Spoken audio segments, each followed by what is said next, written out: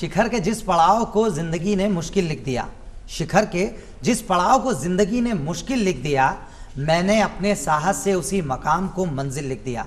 जी हाँ दोस्तों, स्वागतम, अभिनंदनम आप सभी का। और आज शिखर की बात हो रही है, आज पर्वतों की बात आपसे होगी, क्योंकि खेल पत्रिका के इस विशेष अंक में आज बातचीत की जाएगी खेल पर्वतारोहण के रूप में। जी हाँ, और इस बात को करने के लिए हमारे साथ होंगे आज के एक्सपर्ट पर्वतारोही श्री नीरज चौधरी जी। नीरज जी, स्टूडियो में आपका बहुत बहुत स्वागत है। Sir thank you. Neeraj ji, मैं लोगों को ये बताना बहुत ज़रूरी समझता हूँ, राजस्थान स्टेट सर्विसेज से अभी तक पहले और इकलौते शख्स आप रहे हैं जो माउंट एवरेस्ट पे चढ़े हैं। Yes sir. और वो जो चढ़ाई है उसकी कहानी बदस्तूर आपसे अभी पूरी तरीके से हम जानने की कोशिश करेंगे। लेकिन सबसे पहले सर आपसे ये जानना चाहेंगे, पर्वतारोहण एक खेल के रूप में क्या अभिप्राय है, कैसे देखते हैं, हमारे दर्शकों को बताएं। सर पर्वतारोहण एक एडवेंचर स्पोर्ट्स का पार्ट है। तो एडवेंचर स्पोर्ट्स में आपको लैंड, एयर और वाटर तीनों एरियाज़ में आपका होता है। तो पर्वतारोहण आपका लैंड फील्ड का पार्ट होता है। तो यहाँ पे इसकी कुछ टेक्निकलिटीज़ होती हैं। आप नॉर्मल जो ट्रैक्स जो अभी बहुत प्रचलन में है वो सब आपने सुने होंगे, but mountaineering is bit different. थोड़ी सी उसकी तकनीकी जानकारियाँ अगर ना हो तो थोड़ा मुश्किल हो जाता है, क्योंकि आपको एक्लिमेटाइज करना है, हाइट के अकॉर्डिंग बॉडी का जो आपका रेस्पॉन्स होता है वो देखना होता है, प्लस आपका इक्विपमेंट कैसा है, गियर कैसा है, और फिर आप उन कॉन्सिक्वेंसेस जितने भी आपके होते हैं उनके लिए कितना आप रेडी हैं, और थोड़ा सा कॉस्टली भी होता है। तो mountaineering is culmination of all these things. अच्छा सर, ये आपने बताया एक परिभाषा के रूप में अगर हम समझें तो ये हमने बहुत आसानी से समझा है, लेकिन साथ ही साथ पर्वतारोही के रूप में, क्योंकि आप खुद एक इंजीनियर हैं, लेकिन वो जो आपका जुड़ाव है पर्वतारोहण की तरफ वो कैसे हुआ? सर मैं बेसिकली सिविल इंजीनियर हूँ और मेरा आईआईटी दिल्ली से मास्टर्स है एनवायरमेंटल इंजीनियरिंग में, बट मेरा ग्रेजुएशन जोधपुर में रहा है, एमबीएम यूनिवर्सिटी है अभी। तो जब हम फर्स्ट सेकंड ईयर में थे तो पैरा स्पेशल फोर्सेस के एक रिटायर्ड ऑफिसर थे कैप्टन जबर सिंह भाटी साहब। तो सर से मेरा कांटेक्ट किसी इवेंट में हुआ था और then he picked me up. तो उन्होंने सबसे पहले हमने सेल्फ डिफेंस के लिए तैयारियां शुरू की, आइलैंड मार्शल आर्ट्स कराटे उनके साथ में सीखा, गोजुरू हमारा स्टाइल था, Budokai is a pioneer institute in training all these special forces commandos, NSG, para SF, 52 SAG, ये जो हैं इन लोगों को ट्रेन करता है। इनफैक्ट अपनी जो स्टेट ईआरटी है राजस्थान की, तो उसके जो कमांडोज़ हैं, पुलिस कमांडोज़ हैं, उनको भी बुडोकाई के जो पर्सनल हैं वही लोग ट्रेन कर रहे हैं। तो उनके साथ में शुरुआत यहाँ से हुई थी।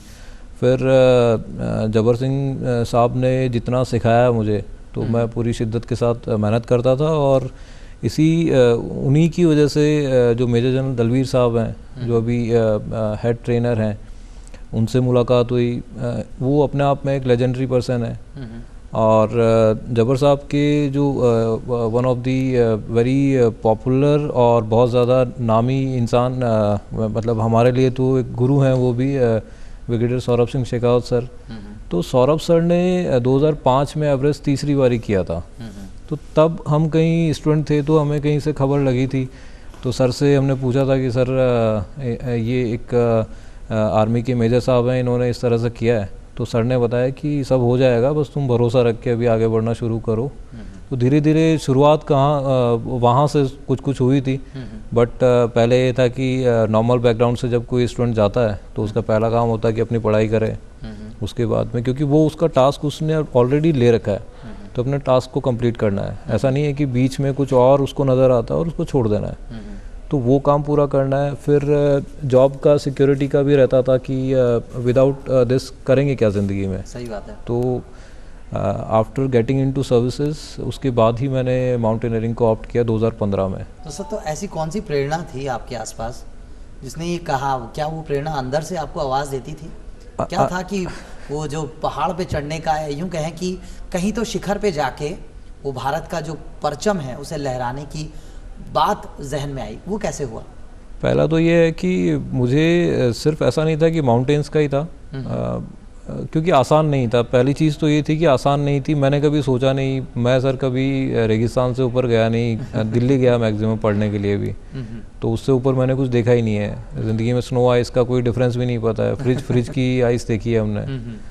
तो मुश्किल लग रहा था कि आसान नहीं है, पहली चीज़ वो होनी चाहिए। फिर इसको करेंगे कैसे, तो उसके लिए हाँ कुछ डायरेक्शंस आपके पास में, कहीं गाइडेंस आपको मिल सकती है या नहीं मिल सकती है, तो वो availability through the special forces people and Saurabh sir वो थोड़ी अवेलेबल हुई। तो ये कुछ प्रीकर्सर्स होते हैं किसी भी काम को करने के। आपका कहीं कोई डायरेक्शन होता है, उसमें आपको कहीं सलाह अच्छे लोगों की जो आपको बिल्कुल फेयर तरीके से बिना किसी बायसनेस के वो दे सकें, तो ऐसे लोग अगर ज़िंदगी में मिल जाएं तो सर कुछ बढ़िया ही होता है। फिर ये पॉजिटिव सराउंडिंग बहुत ज़रूरी है, सकारात्मक जो ऊर्जा का प्रवाह है वो आसपास होना बहुत ज़रूरी है। नहीं, इसके बिना कुछ होगा भी नहीं, इसके अच्छा बिना सर, कुछ यहाँ नहीं एक होगा। बात और जो आपसे डिस्कशन के दौरान मैंने जानी, एक बहुत खूबसूरत सा शेर है कि तेरा एक दिन नहीं तेरा एक ज़माना होगा। तेरा एक दिन नहीं तेरा एक ज़माना होगा, बस तुझे अपने हुनर को ज़रा सा आजमाना होगा। ये वो बात है जब हम आईना देखते हैं और अपने आप से बहुत बार कह देते हैं, लेकिन आपने इसी शेर को अपनी ज़िंदगी बना लिया शायद। तो वो क्या था आजमाना, वो थोड़ा सा वो मैं चाहूंगा कुछ इस हमारे तरह दर्शक से भी था जानें। कि मैं आराम से अपनी नौकरी कर रहा था कोल इंडिया में as an assistant manager environment. तो वहाँ पे फिर था कि this is the time when I can test my self. तो टेस्टिंग के लिए कि आपका अगर टारगेट बड़ा है, तो टारगेट बड़ा है तो उसके काम को करने का तरीका बहुत सही होना चाहिए। तो लेकिन उसमें ये था कि पहले एक बार खुद को तो टेस्ट कर लें कि अपन इसके लायक भी हैं या नहीं है। तो फिर ये था कि देन मेरे एक जूनियर थे IIT दिल्ली के ही रोशन, तो वो कुछ सालों पहले एक लेह में एक पीक थी, वहाँ जाके आए थे। तो कुछ आइडिया था ऐसा। तो देन आई ट्राइड कि इस पीक को अगर सोलो अनअसिस्टेड या बिना किसी गाइड और पोर्टर के आप अगर कर सकते हैं, अटेम्प्ट कर सकते हैं, तो आपको बहुत कुछ सीखने को मिलेगा और आपको पता चल जाएगा कि हो क्या रहा है आपके साथ में। तो सर लेह में एक पीक थी स्टॉक कांगरी करके, और 6153 मीटर्स का ये पीक है। तो 6000 metre is a good altitude. बाद में पता चला कि इसमें हमारा जो जवाहर इंस्टीट्यूट ऑफ माउंटेनियरिंग है उसका एडवांस कोर्स जाता है, मतलब बेसिक कोर्स करने के बाद में वो एडवांस कोर्स करके उसकी टेक्निकलिटीज़ को अपनाते हैं। जानने के बाद बट एज ए नोवाइस तो मैं वहाँ गया था बहुत तसल्ली से, क्योंकि सीनियर से पूछा था कैसे ऑपरेट करना है, क्या क्या बॉडी के साथ होगा। तो ये आइडिया थे पहले से, ऐसा नहीं था कि आप मुंह उठा के चले गए हो। तो वहाँ जाके काम किया, देखा, सीखा, बहुत तरीके से काम भी पूरा किया तसल्ली से, बिना किसी एग्रेशन के या बिना किसी बहुत ज़्यादा हाई नहीं, एक्साइटमेंट तो मुझे कभी होता ही नहीं है, मैं ऐसा ही रहता हूँ। तो वो बड़ी तसल्ली से हो गया। तो फिर लगा कि अभी ठीक है। फिर सौरभ सर से एक बारी फिर बात हुई थी कि सर अभी क्या करें, तो देन आई डिड किलिमंजारो। फिर ये सब हो गया, तब सर ने कहा कि अब हमें ट्रैक पे आ जाना चाहिए, ये सब ऐसे नहीं चलेगा आगे। तो देन फिर उसके बाद में नेहरू इंस्टीट्यूट ऑफ माउंटेनियरिंग है उत्तरकाशी में, यहाँ से basic course, advance course, search and rescue course, तो जो माउंटेनियरिंग की टेक्निकलिटीज़ के लिए हैं वो सारे कोर्सेज किए। तो अच्छा सर, यहाँ एक सवाल जो जहन में आता है, कोचेस, ट्रेनर्स, इनकी अपने आप में बहुत बड़ी भूमिका होती है। राइट। एक ऐसी विधा है जहाँ अभ्यास और विश्वास दोनों का होना ज़रूरी है, लेकिन ये बात आगे भी मैं जानूंगा आपसे। लेकिन कोचेस और ट्रेनर से क्या कुछ सीखा शुरुआती दौर में, जो बेसिक और एडवांस कोर्स के बीच का जो फ़र्क है, अगर हमारे दर्शकों को आप बताना चाहें। बेसिक कोर्स मतलब हर उस इंसान को एटलीस्ट अटेम्प्ट करना चाहिए, जैसे माउंटेनियरिंग या एटलीस्ट ट्रैकिंग में आपको, क्योंकि वहाँ देखिए सिर्फ आपको माउंटेन इक्विपमेंट के बारे में अच्छी जानकारी दी जाती है, किस तरह से आपको रोप्स के साथ में मतलब आपकी नॉट्स हो गई, उनको किस तरह से करना है वो सब सिखाया जाता है। आपकी रॉक क्राफ्ट, मतलब रॉक के साथ में क्या क्या आपके एक्सपीरियंसेस रहेंगे या किस तरह से आपको ऑपरेट करना है वो हो गया। स्नो क्राफ्ट, स्नो के साथ में क्या क्या ऑपरेशन आपके साथ में आपको करने हैं, एंड आइस क्राफ्ट। ये तीनों की बेसिक नॉलेज इनिशियली आपके बेसिक कोर्स में दी जाती है। एडवांस कोर्स में आपको एक्सपीडिशन प्लानिंग, कि एक्सपीडिशन के लिए किस तरह से प्लान करना है। आपका जैसे हमारे टाइम पे द्रौपदी का डांडा 5670 मीटर्स का पीक था, उसके लिए प्लानिंग करना, आपने खुद ने कुक करना है तो आपको स्टोव ऑपरेट करना, ये छोटी छोटी जो बेसिक चीज़ें होती हैं। टेंट आपको शुरू से ही मतलब बेसिक कोर्स में भी कितने प्रकार के होते हैं और किस तरह से पिच करना है, आपने क्या करना है, नेविगेशन एक्सरसाइजेज हैं। तो ये सारी चीज़ें बेसिक और एडवांस कोर्स में सिखाई जाती हैं विद सर्टेन एलिमेंट ऑफ आपका ऑपरेट करना है आपको, लाइक बॉडी के साथ में कुछ आपको इश्यूज़ हैं तो वो प्रिपरेटरी इश्यूज़ आपको बताए जाते हैं। तो ये सब चीज़ें आपको सीखने को मिलती हैं, इसलिए ज़रूरी है ये तकनीकी ज्ञान वहाँ से लेना और उसको अप्लाई करना। नहीं सर, ये जो आप बता रहे हैं पर्वतारोहण, हाँ, और कहीं तो एक वो जो है आपने कराटे की ट्रेनिंग आपने इनिशियल डेज में आपने की हाँ, है, हाँ, तो वो जो स्पोर्ट्स से जुड़ाव है, क्योंकि हम खेल पत्रिका के ही मंच पे बैठे हैं, तो खेल से जुड़ना बड़ा ज़रूरी है। खेल से जुड़ना एक्चुअली ज़रूरी नहीं है सिर्फ, ये हमारी ज़िंदगी का हिस्सा होना चाहिए। जैसे अभी ब्रीथ, हम सांस लेते हैं, नहीं लेंगे तो मर जाएंगे, वैसे ही कोई ना कोई आउटडोर स्पोर्ट्स हर बच्चे को, तो मुझे तो ये लगता है कि एक तो बच्चे को सेल्फ डिफेंस में बहुत अच्छा होना चाहिए, उससे जो अंदरूनी कॉन्फिडेंस आता है, आपका दिखावटी नहीं होता, उसके हो सकता है बड़े बाइसेप्स ना हो, बड़ा चेस्ट ऐसा ना हो, बट वो बड़ा यहाँ से बड़ा कूल रहेगा, शांत रहेगा, मुश्किलों को समझ जाएगा, उसके अनुसार उसमें काम करेगा। दूसरा, एडवेंचर स्पोर्ट्स, ये आपको रिस्क के माहौल में ऑपरेट करना सिखाता है ना, आपको कैसे वहाँ पे डिसीजन मेकिंग करनी है, इमीडिएट आपको डिसीजन लेने हैं, तो ये कई बारीकियां ऐसी सिखाते हैं ये दोनों चीज़ें, तो ये शायद हमारे करिकुलम का या हमारी ज़िंदगी का हिस्सा होना चाहिए। क्या बात है सर। तो वहाँ से जैसा कि आपने बताया कि वो खिलाड़ी तो अंदर मौजूद है, हाँ, उस खिलाड़ी को एक बड़ा मंच आपने देने की कोशिश की। अब बात करते हैं सर, जब वो माउंट एवरेस्ट की तरफ पहली बार रुझान हुआ, वो सफ़र कैसा था? और वहाँ वो जो मैं अब तक कहता चला आ रहा हूँ कि अभ्यास और विश्वास की कहानी है, लेकिन माउंटेनिंग या यूँ कहे माउंटेनियरिंग जब आप करते हैं, पर्वतारोहण जब आप करते हैं, अभ्यास उन चीज़ों का तो आप कर सकते हैं जो ज़मीन पर दिखाई पड़ती है, लेकिन जिस साइक्लोन का, जिस तूफ़ान का प्रभाव आपको उस चोटी पर दिखाई या सुनाई या महसूस करना पड़ता है, वो आप उस चोटी पे ही कर सकते हैं।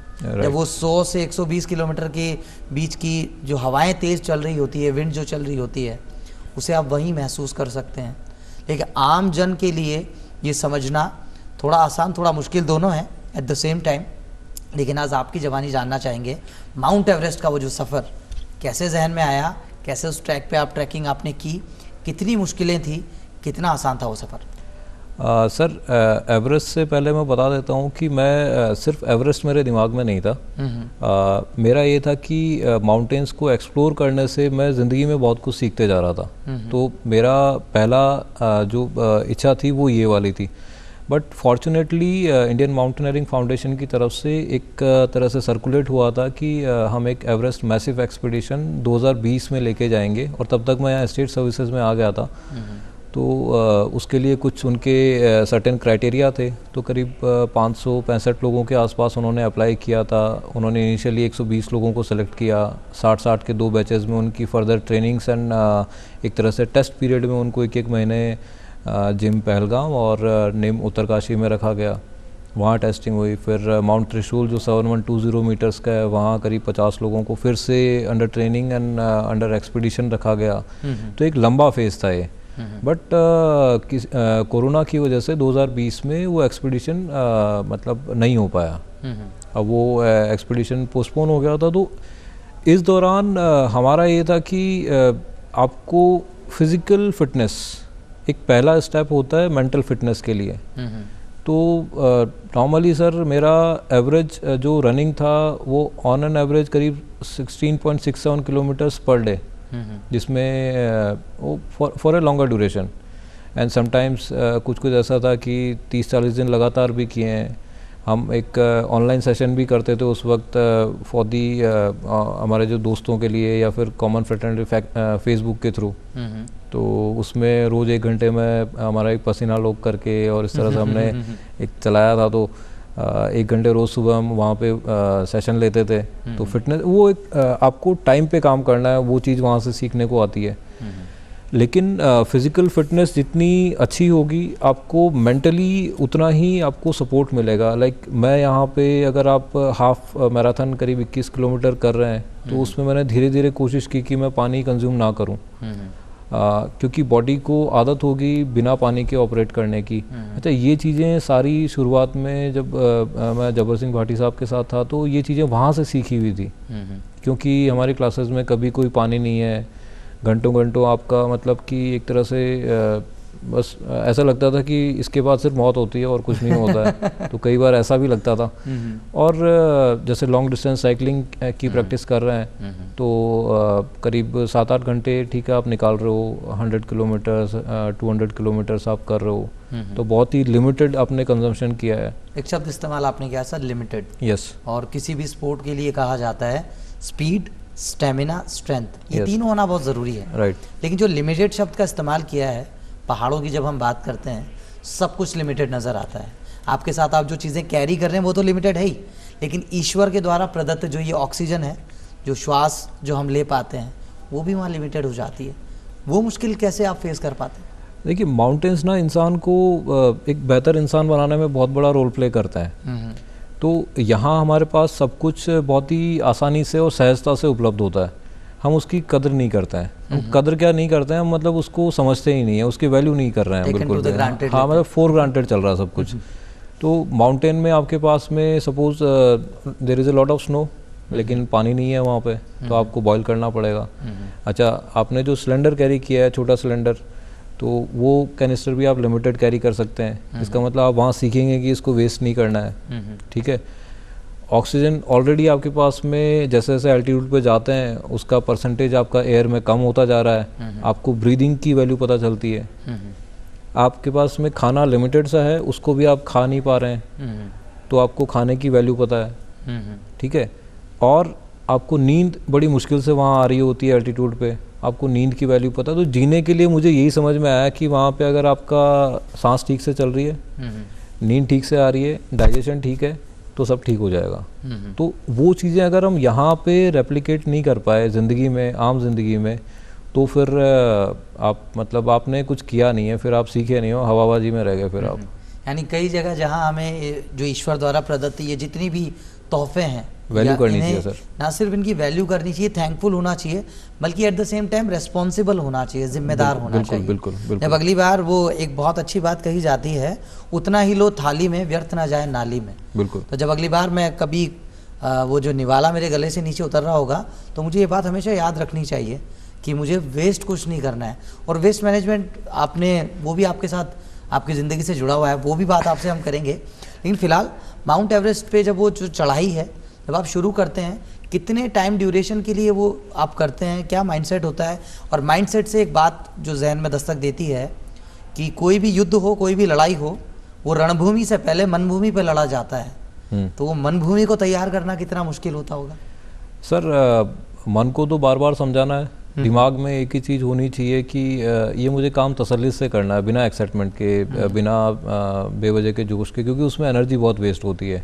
तो मतलब जैसा मुझे सीनियर्स ने सिखाया है, तो मैं तो बहुत ही एनर्जी कंजर्वेशन वाले मोड में काम करता हूँ। कई कोर्सेज मैंने ऐसे निकाले हैं कि शायद मैंने बहुत लिमिटेड बात की होगी वहाँ पे, क्योंकि सारा ध्यान मतलब कि जितना आप एनर्जी को बचाओगे उतना ही ज़्यादा यूज़ भी कर सकते हो उसको।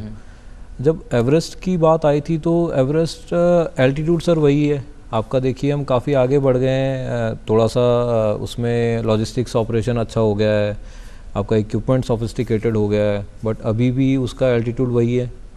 और हमारे केस में तो सर ये हुआ था कि IMF से हमारा एक्सपीडिशन फ्लैग ऑफ हो गया था, और मुझे याद है 27 तारीख की बात है, 27 मार्च की। हमारा कोरोना टेस्ट भी उसी दिन हुआ था।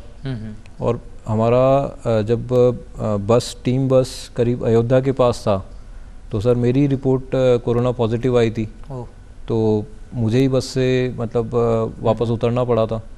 तो वहाँ पे आपको लगता है कि जिस चीज़ की आपने पूरी प्लानिंग की थी और वो सब बिखरता हुआ जब नज़र आता है, उस वक्त आप खुद को कैसे मैनेज करते हैं। ज़्यादा बड़ी चीज़ ये होती है। माउंटेन्स आप चढ़ सकते हैं, माउंटेन की बहुत अच्छी और खूबसूरत चीज़ें होती हैं, तो वो चीज़ें आपको ज़िंदगी में बताती हैं कि आप ज़िंदगी में आगे कितना जा रहे हो। फिर वापस से रिकवर होना, फिर से पीछे से मेरी टीम तो ऑलरेडी पहुंच गई थी, और टीम के पास वापस जाना, आगे से बेस कैंप पे उनको मीट करना, तो करीब करीब मुझे एग्जैक्टली 2 महीने लगे थे स्टार्ट करने से लेके और ख़त्म करने तक। तो 2 महीने का ये सफ़र रहा था हमारा। सर 2 महीना मतलब अपने आप में 60 दिन अगर हम बात करते हैं उन्होंने एवरेज, तो वहाँ सब कुछ देखने को मिलता है। सब कुछ से मुराद है कि कई बार कुछ ऐसा भी कि जैसा आप बता रहे हैं कि सांस चल रही है तो गनीमत है, मैं अगर जिंदा हूँ तो गनीमत है। तो क्या कुछ ऐसा मतलब कुछ अलग, या यूँ कहें कि हमारे दर्शक अगर जानना चाहें, मैं भी जानना चाहता हूँ। उसमें कुछ चीज़ें हुई थी हमारे साथ में। एक तो मैं ऑलरेडी फिज़िकली वीक हो गया था क्योंकि कोरोना, वो सेकंड वेव थी कोरोना की, तो मुझे उससे भी रिकवर करना था। रिकवर इन द सेंस कि चेस्ट में कोई इशू नहीं था, अदरवाइज फिजिकल वीकनेस की बात कर रहा हूँ कि वो धीरे धीरे रिकवर हो पाती है, बट मेरे पास थोड़ा टाइम था। इस चीज़ में भी मैं आपको बता दूँ, मैं 2-3 लोगों के यहाँ नाम लेना चाहूँगा। जनरल दलवीर साहब जिनके बारे में मैंने बताया, भाटी सर के बारे में मैंने बताया। बेस कैंप पे मेरी किस्मत बहुत अच्छी थी कि मेरे जो एक्सपीडिशन लीडर थे वो इंडियन आर्मी के first Everest expedition, successful expedition के भी लीडर रहे थे सन 2001 में। ब्रिगेडियर कृष्ण कुमार सर, वो मेरे लीडर थे। दूसरा निम, जो Nehru institute of mountaineering and gym, Jawahar institute of mountaineering, इनके प्रिंसिपल साहब थे कर्नल आई.एस. थापा सर और कर्नल अमित बिष्ट, ये लोग वहाँ पे थे। तो ये 3-4 लोग ऐसे थे जिनकी वजह से मतलब बहुत ज़्यादा एनर्जी मुझे मिलती थी। ये ज़रूरी भी होता है सर, और ये सानिध्य होना, बड़े लोगों की बड़ी बातों का साथ होना बहुत ज़रूरी है। सर यहाँ एक बात और, राजस्थान में जो ये पर्वतारोहण है, इससे एक खेल के रूप में इसके आयाम को अगर आम एक खिलाड़ी समझना चाहे और इस खेल से जुड़ना चाहे, क्या कुछ तैयारी उसे करनी चाहिए? सर राजस्थान में अभी बहुत स्कोप है। एक्चुअली ये अनएक्सप्लोर्ड एरिया है हमारे स्टेट के लिए। अनएक्सप्लोर्ड इसलिए कहूँगा कि एक तो पब्लिक में इतनी जानकारियाँ नहीं है ना। हम ज़्यादा से ज़्यादा सीमित हैं कुछ फोटोग्राफ्स या फिर कुछ वीडियोस तक, लेकिन हमारे स्टेट में इतना बड़ा हमारा यूथ पॉपुलेशन है, तो हम उसको प्लस जो हमारे एम्प्लॉयज़ हैं उनको, हम उन दोनों को शामिल करें तो सर इसमें भी बहुत बड़े अचीवमेंट हो सकते हैं। क्योंकि जैसे ओलंपिक्स का पार्ट, जैसे हमारा स्पीड क्लाइंबिंग और ये वाला स्पोर्ट क्लाइंबिंग का जो पार्ट है वो उसका पार्ट बना हुआ है। माउंटेनियरिंग इटसेल्फ अपने आप में जो बहुत अलग लेवल के रिस्क फैक्टर लेके आता है, वो भी अभी तक कुछ ज़्यादा यहाँ पे एक्सप्लोरेशन हुआ नहीं है। तो स्टेट में हम काफ़ी कुछ अभी कर सकते हैं, और एज वेल एज इकोनॉमिकली भी ये आपको बहुत ज़्यादा बेनिफिट दे सकता है स्टेट को। ज़रूर सर। सर यहाँ एक बात और जो जहन में आती है, पोलर एक्सप्लोरेशन, जिसकी आपने अभी ट्रेनिंग भी की है, और अभी कुछ वक्त के बाद हमें उस स्पोर्ट में आप दिखने भी वाले हैं, राइट। वो क्या है सर, उसके बारे में थोड़ा सा बताएं। ये प्रोजेक्ट साहस हम लोगों ने एक इनिशिएटिव लिया है। इसमें it's a series of polar expedition series. तो इसमें सबसे पहले मैंने स्कीइंग अभी सीखी है, फिर पोलर एक्सप्लोरेशन के लिए, पोलर एक्सपीडिशंस के लिए नॉर्वे, स्वीडन की ट्रेनिंग्स थी मेरी। अब ग्रीनलैंड एक्सपीडिशन के लिए हम जाएंगे। ग्रीनलैंड क्रॉसिंग एक्सपीडिशन होता है करीब करीब 600 किलोमीटर का ये। तो from west coast to east coast of Greenland, ये मई में शेड्यूल्ड है। अगर फिर चांस मिलता है तो हम उसको east coast to west coast भी करेंगे इन अ डिफरेंट सीजन, वो एक अलग एक्सपीरियंस है। Then we are planning for south pole expedition, जो अंटार्कटिका, जो इंडियन लैंड मास का करीब करीब 4.5 गुना 4.25 गुना बड़ा है। तो ये करीब 1200 किलोमीटर का एक्सपीडिशन होगा, और कल्मिनेशन हमारा ये है कि south pole solo and unassisted हम करें, जो कि अभी तक अनअटेम्प्टेड है फ्रॉम एनी इंडियन। तो ये हमारा लास्ट पार्ट है। ये इसका फर्स्ट इंडियन अभी आप जो आप करने वाले प्लान कर रहे हैं अभी। तो ये इसका एक्सप्लोरेशन वाला साइड है। दूसरे इसके जो सोशल ऑब्जेक्टिव्स जो हमने कैरी किए हैं कि हम जो पैरा स्पेशल फोर्सेस के जो हमारे सीनियर्स हैं उनके साथ में मिलके करीब करीब 1 लाख स्टूडेंट्स को हम सेल्फ डिफेंस की तैयारी कराना चाहते हैं। दूसरा, स्ट्रेस मैनेजमेंट एक बहुत बड़ा रोल आता है इसके अंदर। तो स्ट्रेस को किस तरह से डील किया जाए, तो हम we are dedicating every step towards pole for the suicide prevention. तो ये हम चाहते हैं कि युवा थोड़ा मतलब सहज रहे हर परिस्थिति में, जिंदा दिल रहे। हाँ, जिंदा रहे। तो मुश्किलें आती रहेंगी, जाती रहेंगी, लेकिन आपको चलते रहना है। आपको चलते रहना है। तो ये प्रोजेक्ट साहस के कुछ पार्ट हैं। अच्छा सर, यहाँ पे वो प्रोजेक्ट साहस को लेके जो पोलर एक्सप्लोरेशन के बारे में आप बता रहे हैं, 1200 किलोमीटर का वो सफ़र होने वाला है जो अभी तक प्लानिंग में है, जिसे आप एग्जीक्यूट करने वाले हैं बहुत जल्द। यस। तो वहाँ सर कैसा वो रहने वाला है, थोड़ा सा उसके बारे में भी हम जानना चाहें। सर ये स्टार्ट होता है हरकुलस इनलेट से। हरकुलस इनलेट यूनियन ग्लेशियर के पास में एक जगह है अंटार्कटिका में ही, और वहाँ से लेके और साउथ पोल तक करीब आपका 1200 किलोमीटर का डिस्टेंस होता है। तो अंटार्कटिका में आपको फीचर्स नहीं मिलते हैं, माउंटेन से बहुत डिफरेंट होता है।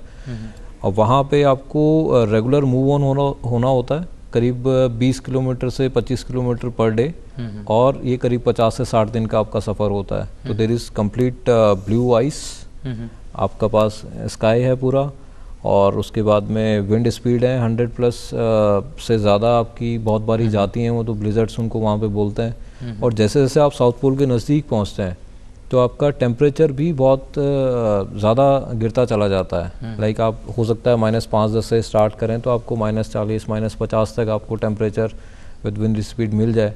तो मुश्किलें आपकी हर दिन बढ़ती हैं, विद एल्टीट्यूड भी आपका बढ़ता है, तो एक अलग लेवल का वो मुश्किलात का सामना करना पड़ेगा। एक अद्भुत तरीके का ये जो आपने बताया अभी तक, जितनी भी जानकारी आपने दी है, और बातें करने के लिए बहुत है, लेकिन वक्त सर इजाज़त नहीं देता।